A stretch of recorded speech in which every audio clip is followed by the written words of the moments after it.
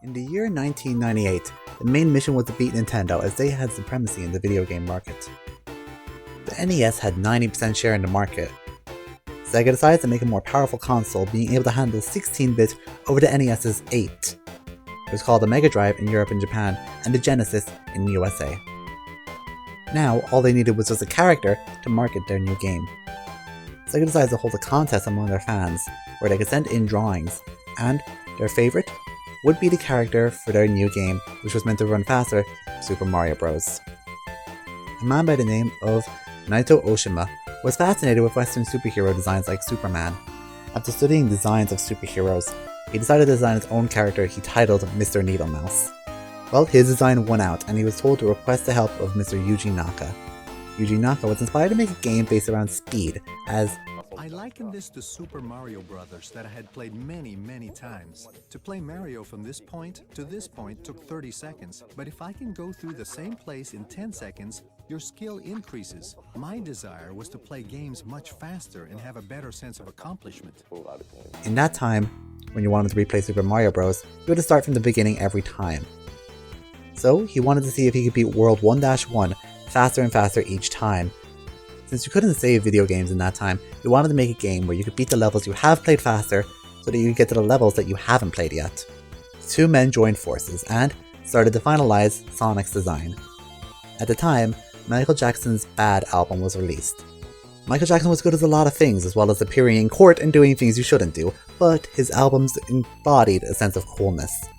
His draft boot inspired Naoto, but the black of Michael Jackson's boots weren't appealing to him, so he thought of the most famous character ever. And Santa Claus is what came to mind. This is why Sonic has red strapped sneakers, a combination of Santa Claus and Michael Jackson's strapped boots. Rokuzu Yoshihara joins the duo to form Sega's new team, Sonic Division.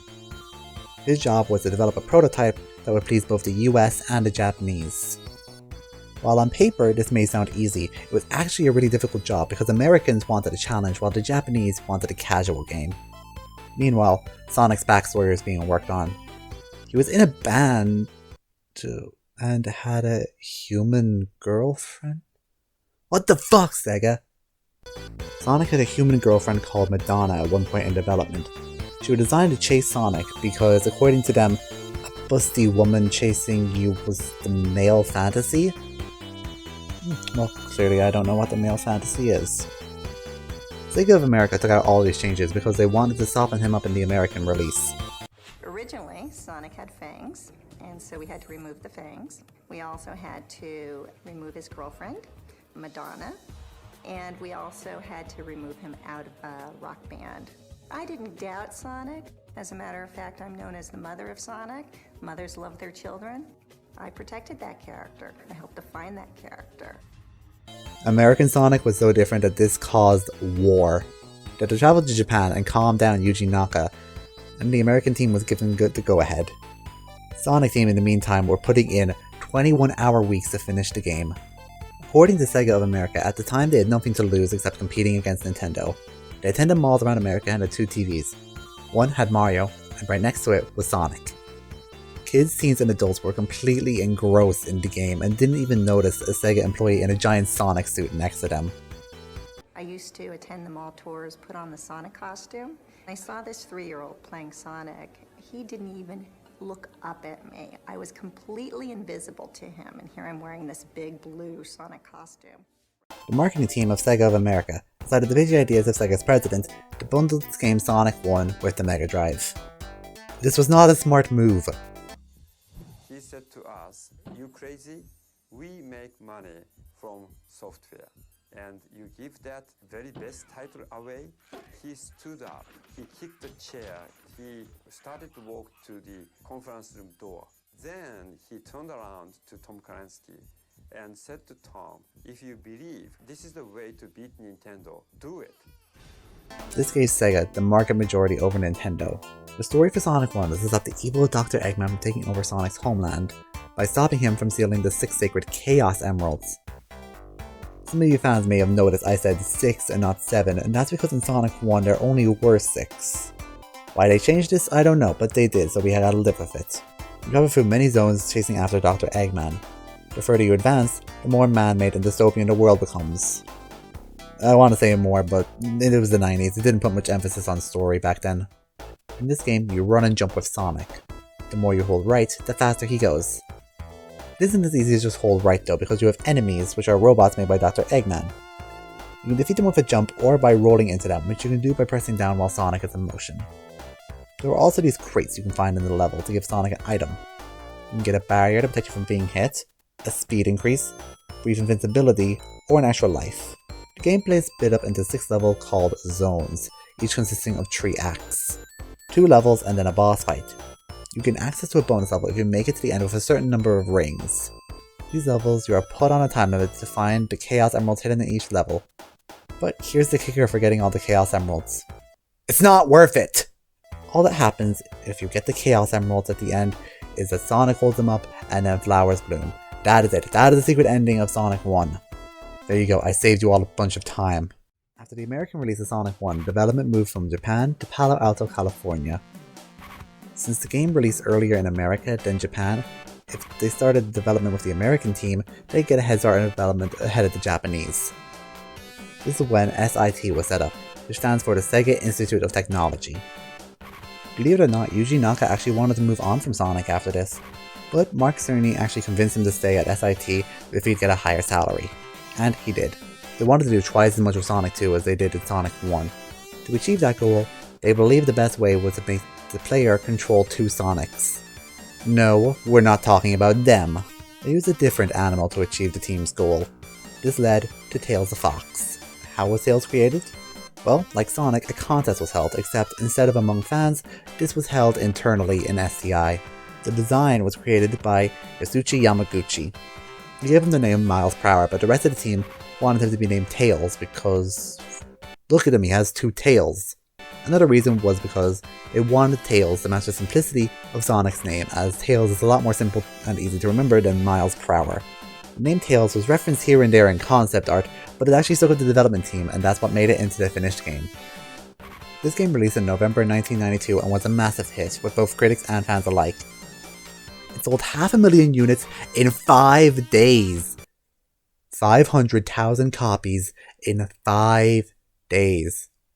That brings the statistics from my Crash video to shame. It sells 6 million in its total lifespan. Since this was the age where a story wasn't a big deal, they decided to just port the story from Sonic 1 over here. Because why fix what's not broken, right? Works for Mario every time, and you know, he always has the same story for every other game, and nobody complains. Yes, I am a bit of person, how could you tell? The gameplay's goal is the same. Each level has 2 acts, with a boss being pushed into the end of Act 2. But you're not actually losing anything since the zones were made larger, so it's really not that big of a deal that the boss is now in Act 2. But just because your objective hasn't changed, doesn't mean the gameplay hasn't been enhanced. You still have your high speed, your jump, and your rolls from Sonic 1, but now, if you're stationary and hold down the jump button, when you release it, you dash ahead in a ball that kills enemies and destroys breakable obstacles. It's also an easy way to gain momentum. This was dubbed the Spin Dash. As well as that, all of Sonic's animations were given more frames, so all his actions now stand out more than they ever did in Sonic 1. Now that you have the Spin Dash, the level design and secret paths allow you to backtrack and explore more. Now that you have the Spin Dash, it's not a massive waste of time to go back and explore more. You can use this to find rings and checkpoints which help you get to secret levels, but I'll talk more about those in a minute. Also, Sonic 2 is Chemical Plant Zone, so this is already an instant win since it's my favorite classic stage. Speaking of the zone music, the music in Sonic 2 gives the impression that this is a much faster and bigger adventure than they did in Sonic 1. Here's a comparison to demonstrate my point.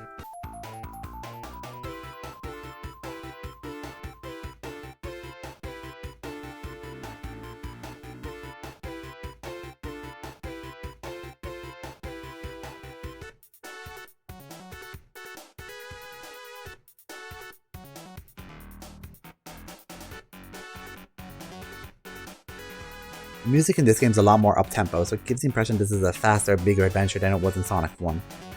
In Sonic 1, the boss battles weren't all that noteworthy. Luckily, in Sonic 2, they get a lot more unique. Emerald Hill is still a simple beginner boss, but Chemical Plant has pits that open and close, so you need to be careful when you're jumping at Eggman. Casino Night needs you to use flippers to gain enough momentum to hit Eggman from above. It'll top an oil ocean and set the ground on fire, forcing you to constantly change your position. The bosses of Sonic 1 are nowhere near as complex, but in Sonic 2 sometimes you get glitches like this. For Sonic 2 special stages you're placed on a half pipe. The goal is to collect a certain number of rings to reach the Chaos Emerald at the end. Since you're on a half pipe, you have full control over Sonic, so it's already better than Sonic 1 special stages. Now, this does actually have its problems. I often reach the ring requirement, but Tails will then hit a bomb which I can't avoid because he moves a second after Sonic, and that makes me lose the mission. Also, the half pipe will use its turns to fuck you over. It will place bombs where you can't see them, so you hit them and need to start over. But I have a tip. Fucking save states, babies! If the game's gonna mess with me, I can mess with it, okay? Sonic CD had a very interesting development cycle. It started out as a CD port of Sonic 1, under the name Sonic CD. Naoto tells us that Sonic CD wasn't Sonic 2, it was really meant to be more of a CD version of the original Sonic. Unlike the numbered Sonic sequels, this was handled by the Japanese division of Sonic Team, with character designer Naoto as director, with Yuji Naka still in California as part of Sonic Team USA. Most fans know this is the game where Amy originated in, but this was actually not her origin. Her first appearance was actually in a 1992 manga where she and Sonic were a couple, unlike in the games where he ignores her. This planet is not home to Chaos Emeralds but the Time Stones, which have the power to control the passage of time. Ever since the planet appeared, Eggman had his eyes on it. Sonic must travel to the past, present, and future of the zones to ensure a good future occurs for the little planet. It is here he meets Amy Rose and Metal Sonic for the first time. At the start of Stardust Speedway, the iconic race occurs. Sonic wins the race, saves Amy, and with Metal out of the way, depending on if the zone ended in a good future or bad future, and if you collected all the time stones will determine your true ending. This game in terms of level progression goes back to the 3 stages we saw in Sonic 1. 2 acts and then a 3rd act being the boss. There are a total of 7 zones in the game. In addition to hitting an enemy without getting any rings, you'll also die if you take longer than 10 minutes to complete any of the zones. The main gimmick of this game is warping through time. If you pass through a time warp sign, you'll continue to move at a specific speed. You'll travel to the future, past, or present of the current zone you're in. After you travel to the past and find a robot transporter, you'll create what's known as a good future. While Sonic CD was being developed, Sega of America was working on the 3rd mainline entry. So, let's check back and see what they were working on while CD was in development. When Sonic 3 and Knuckles was in development, Yuji Naka felt like he needed a deeper story and world, as it was the only way to make the game bigger than Sonic 2. After the gameplay enhancements were added to Sonic 2, it was the only way he felt making a bigger game than Sonic 2 was possible. This is when another new character was created, Knuckles the Echidna. Since Sonic was based around his speed, they decided to make Knuckles based around his power, more on how that actually affected gameplay later on though. The map for this game is triple the size of the Sonic 1 and Sonic 2 maps. After all the delays in the production, the game came out in February 1994 with its surprise sequel coming out 8 months later. A surprise announcement was Sonic and Knuckles, which I'm lumping together with Sonic 3 for the purpose of this retrospective. The Sonic and Knuckles cartridge connected to all previous cartridges allowed you to play as Knuckles in those games. After Sonic 2, Eggman travels to Angel Island to locate what is known as the Master Emerald. It's where Eggman meets its guardian, Knuckles. He lies to Knuckles, telling him that Sonic is an evil hedgehog who came to steal the Master Emerald from him. Coincidentally, Tails locates Chaos Emerald energy from Angel Island. Sonic and Tails, having all the Chaos Emeralds, set out to Angel Island in order to investigate. Knuckles takes a cheap shot at Sonic and upon arrival makes him drop the Chaos Emeralds. Sonic and Tails travel throughout Angel Island to reclaim the lost Chaos Emeralds and stop Eggman yet again. They reach his space station and learn he's almost finished rebuilding the Death Egg. Sonic and Tails fight Eggman and then bring the Space Fortress back down. As a quick unintended detour, you make it to the Master Emeralds and the 7 pillars that make them Super Emeralds. With his power, you can stop Eggman, who's almost ready to relaunch the Death Egg again! Well, 3rd time's the charm, I guess. The whole time throughout this game, Knuckles is on his own quest. His day is interrupted by Egg Robo throwing a bomb at him. Knuckles travels through the floating island to make his way to Sky Sanctuary where the stolen Master Emerald is. Egg Robo releases Mecha Sonic, who uses the Chaos Emerald to gain a Super State. Despite all the odds, Knuckles wins and returns to the Master Emerald. The gameplay of Sonic 3 is heavily inspired after the gameplay of Sonic 2 as it is most well received and the most practical game from the perspective of Sonic 1 and CD. What was brought over was the 10-minute time limit. As I mentioned, players from this game can play as Sonic, Sonic and Tails, Tails on his own, and as Knuckles. Knuckles' gameplay is very different from Sonic and Tails. Knuckles can punch Roll out of his way, which Sonic would need to get at high speed to break through, as well as that Knuckles is able to glide and cling on to walls that he can climb. Knuckles offers a very unique experience in Sonic and Tails, which Sonic and Tails gameplay was ripped from Sonic 2. In 2015, the person who headed the mobile ports of Sonic 2 and CD, Christian Whitehead, was a prominent figure in the fan game scene, was contacted by Sega to develop the next Sonic game. After a few months of development, he presented a prototype to Iizuka called Sonic Discovery. Iizuka was intrigued and he told Whitehead to include some old stages but remixed so it felt new. This is when it was codenamed Mania, but the name stuck with the developers, so that's how it became the final name of the game. The development team was left to do what they want on this game, with Sonic team checking in every so often. They checked in to make sure that the game didn't derail into anything that didn't feel like Sonic. This was made as a passion project for Sonic's 25th anniversary, driven by fans' love for the early games. The opening movie was actually led by one of the artists for the Archie Sonic comics, in fact. The story of this game was to develop the power of the Phantom Ruby, which was going to be used in Sonic Forces, which I'll talk about later in part 2 of this video. Sonic and Tails detect energy from Angel Island and go investigate. They arrive just as Eggman and the Egg Robos discover the Phantom Ruby on Angel Island. The Egg Robos gain new power from the Ruby, becoming the hard-boiled heavies. Eggman uses the Ruby to retake control of Little Planet about halfway through the game. Sonic and Tails go to Little Planet to liberate it again. Eggman's fortress explodes, Sonic becomes Supersonic, takes the Phantom Ruby back from Eggman and King Heavy, and that's when Forces went downhill, but we'll talk about that more in part 2. The gameplay of Sonic Mania is like Sonic 3 and Knuckles. Sonic, Tails, and Knuckles control the exact same way they did in Sonic 3. There are even more playable characters. This game featured the return of Mighty the Armadillo and Ray the Flying Squirrel, who have been playable since the 90s. In this game you travel through a collection of both classic and new 2D Sonic levels. The old levels have been structured in the way Act 1 is a very similar recreation, and Act 2 are reimaginings. And the new zones are, well, they're both reimaginings, they're new zones. Sonic Mania originally came out to a pretty positive reception, getting high 80s among reviewers. But to me, this game is still a short game because it was made to model the 90s games, which can also be beaten quickly. I still think this is a good game though, especially considering their last attempt was... Oh, right, that game. Oh, right, Sonic 4. I've been kind of refraining from talking about it, but... You know what? No. I can handle this. Did you guys hear that? Stop. Oh, hey man. What are you doing here? No, don't do it. You don't want to know what is about to happen when you open that game. Dude, I can handle Sonic Chronicles, shitty Wii games, even Sonic Boom and Sonic Forces, okay? I can handle this. This thing is a work of horror, conjured up by the devil himself. SL, for the sake of the channel, for the sake of your well-being, do not play this wretched cash grab. Look, I legitimately think I can handle this, okay? Oh my gosh. Why is this so bad? Oh my gosh. Oh.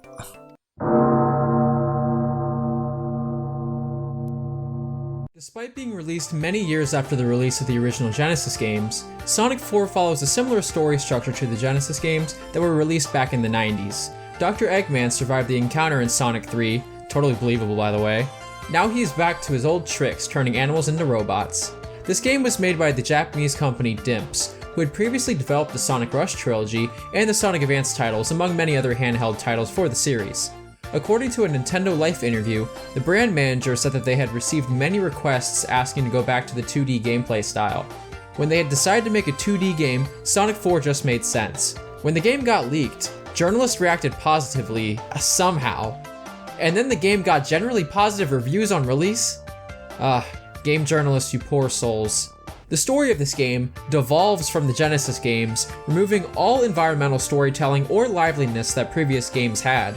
According to the manual, sometime after Sonic 3K, Sonic decides to go on his own adventure, but when he heard Eggman was up to something, he went to stop him once again. Sonic chases Eggman all the way up to the Egg Station Zone, and fights the Death Egg robot again. In Episode Metal, which was a side game attached to Sonic 4 Episode 2 if you also bought Episode 1, that is supposed to fill in the little story this game has of how Metal Sonic returned. Eggman finds the destroyed Metal Sonic in Stardust Speedway and sends a monitor to him. He orders Metal Sonic to Mad Gear Zone to be repaired, and then he is sent after Sonic and Tails. He sees the tornado fly off into the distance and grabs a rocket and flies off in pursuit, leading into Episode 2 of course. In Episode 2, Sonic asks Tails to join him in going after Eggman and Metal. They set off to Sky Fortress Zone to stop and confront Eggman and Metal Sonic. You face off against Metal Sonic in another race just like Sonic CD, and fight Eggman as your final boss. Sonic and Tails stop Eggman once again and get away to safety. The gameplay of these games is also a regression from the previous 2D games, completely removing the words momentum-based physics from, well, the words momentum-based physics. Sonic 4 Episode 1 runs on the Rush engine without any of the features that made the Rush games so fun to play or feel right in terms of physics. Episode 2 does run on a new engine compared to the prior episode, so the physics do feel a lot better. It's a thin, nostalgia-pandering veil of classic Sonic, where any of the momentum buildup from the prior games is absent, unless you run through like 50 dash panels. This is mainly Episode 1 though. I actually thoroughly enjoyed Episode 2, and it does fix a lot of these problems. The homing attack returns for some reason, completely defeating the point of why the homing attack was even introduced to Sonic to begin with. That being to snap to where you're going to go in midair when navigating 3D space, which was a problem the developers encountered when originally making Sonic Adventure, hence its creation. It makes no sense for this to be here, except to lazily automate the gameplay even more, taking control away from the player even more so, whereas in the Genesis games, the juggling on enemies you could do is completely absent. Episode Metal, while coming with Episode 2, is an extension of Episode 1 and its ugly art style and engine. Episode 2 does add a bit of variety with the team-up mechanic, brought back from Sonic Advance 3. This time having Tails with you, which he allows you to fly or turn into a ball and crash through obstacles, which is somewhat fun, but definitely is missed potential to expand upon what was made prior in Sonic Advance 3. By Dimps also, the same company. While I do love Episode 2, and it's quite harmless as a game itself, this truly feels like a middle finger to the longtime fans of the series, with the name Sonic 4 slapped onto it just obviously to sell copies and make a quick buck. In Episode 1, you can even see the original name for this being Sonic the Portable, as it was supposed to be a mobile game. The hilarious part to all of this is that if we're forgetting that Sonic Team didn't even make the sequel to Sonic 3 and Knuckles, they licensed out the sequel to arguably the best game in the series. In another world, we did get the true Sonic 4 and its name wasn't wasted on this crap. What? How am I? Okay, I admit, it was actually that bad. See, I wasn't joking around about that. Well, dude, thanks for the revival. I definitely needed it. Since you're here, do you want to stay and, review some 3D Sonic with me? No problem, and sure thing.